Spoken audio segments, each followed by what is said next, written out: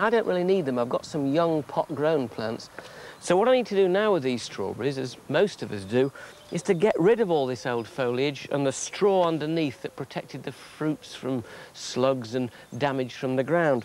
Take a pair of shears, scissor off all these old leaves, but take care not to cut too close to the crown.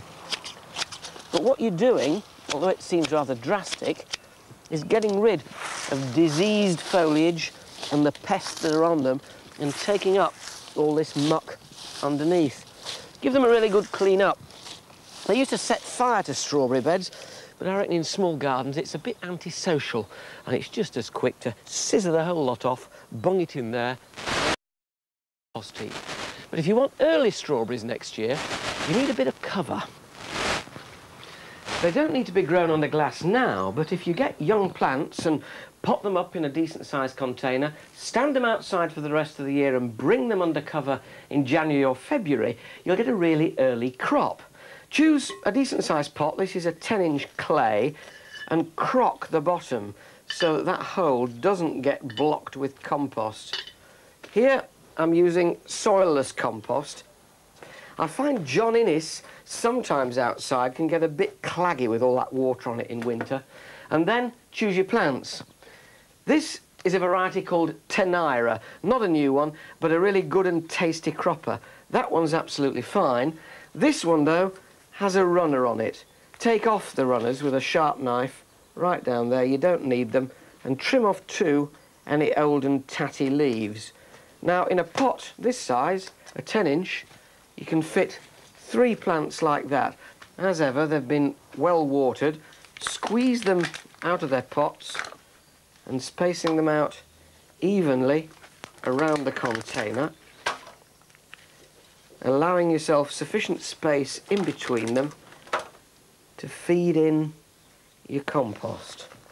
Just hold the leaves up like that out the way, push the compost in between, working it down there with your fingers, and sit them snugly into place. Now the trick now, when you're putting the compost in, is to make sure you don't leave any air pockets in between. If you do, the roots will dry out. When you finish potting, the surface of the compost should be about 1 inch below the rim of the pot to allow for watering. Then all you need to do is take it outside, give it a really good water in, and stand it in the lee of the house wall. For some years now, gardeners in Germany and Holland have been experimenting with a new way of growing herbaceous perennials. Instead of planting them in the traditional herbaceous border, they've planted them out where the environment particularly suits them among native wild flowers and let the two grow side by side in what you might call fierce competition. Stephen Lacey is particularly keen on this naturalistic form of planting and went along to Cowley Manor in Gloucestershire, the first British garden to try out this new system. Do you remember last year we visited the West Park in Munich and saw a stunning new approach to planting? The borders followed a meadowy rhythm, with the perennials in free-flowing drifts through a haze of grasses, and the whole thing planned along strict ecological lines. I said then that I couldn't wait to see these ideas taken up at home. Well, now they have been, and the pioneering garden is here, at Cowley Manor in Gloucestershire, now a residential home for the elderly. It's an absolutely classic English landscape garden, but I think that's a very good framework for this sort of soft, naturalistic style. So I feel, although it's very new to this landscape, it is entirely appropriate. We're consciously not having this tall at the back, short at the front dogma of the English herbaceous border. We're going for a more meadowy effect here with occasional taller plants. Germans are quite precise about matching, you know, the plants to the habitat, aren't they? Yes, and keeping the yes. fertility quite low. Yes, we started off here, we haven't done anything to add fertility to the soil, and we started off with quite a wide range of herbaceous plants, but this has turned out to be the driest part of the garden, so we're now consciously limiting it to drought-tolerant species. And you're sticking to the one, mainly the wilder type of plant, are you, to get this natural feel? Yes, we've got a few more showy peonies and of course the roses, but on the whole the plants here are wild species or very close to the wild species. And the idea of the colour keeps going right through the season? March, April through to October. And most of the plants are clump forming, are they? They're going to sort of meet and Yes, I mean, most of these plants have been here, this is their second season, and quite a few of them were only put in the spring. So eventually they will all meet up together, yes. And some things are seeding about?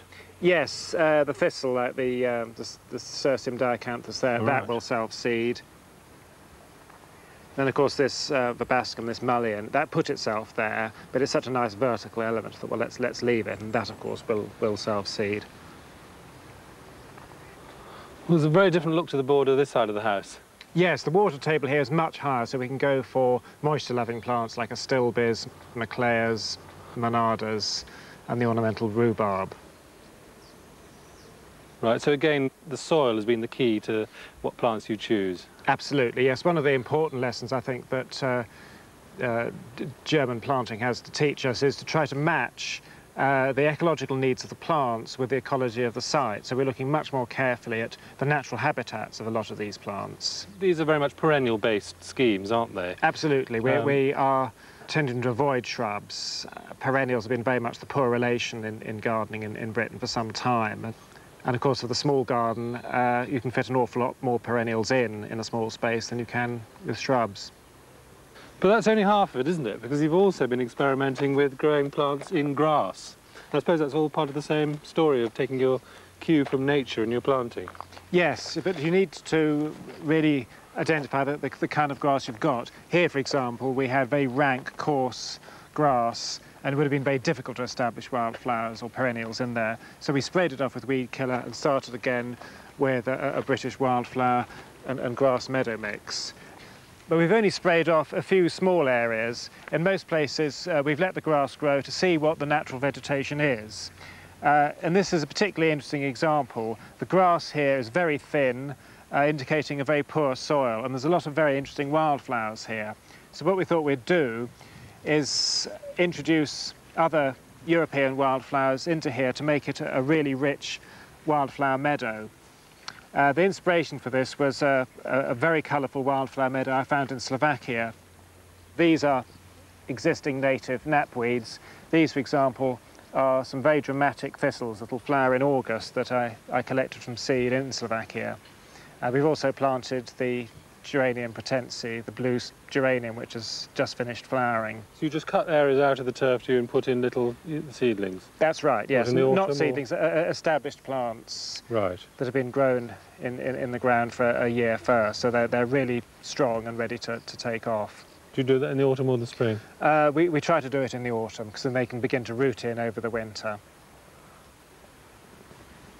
It's all early days, isn't it? It's going to be interesting to see what actually does survive and what doesn't.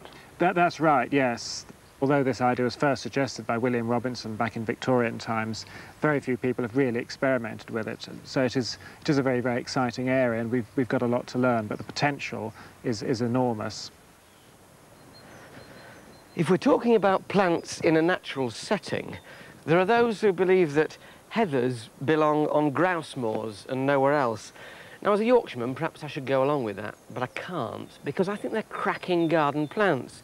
And as the moorland is lighting up at this time of year, so too can parts of your garden be lighting up with the bells of the heather. But there's one important thing to remember. Many heathers hate lime.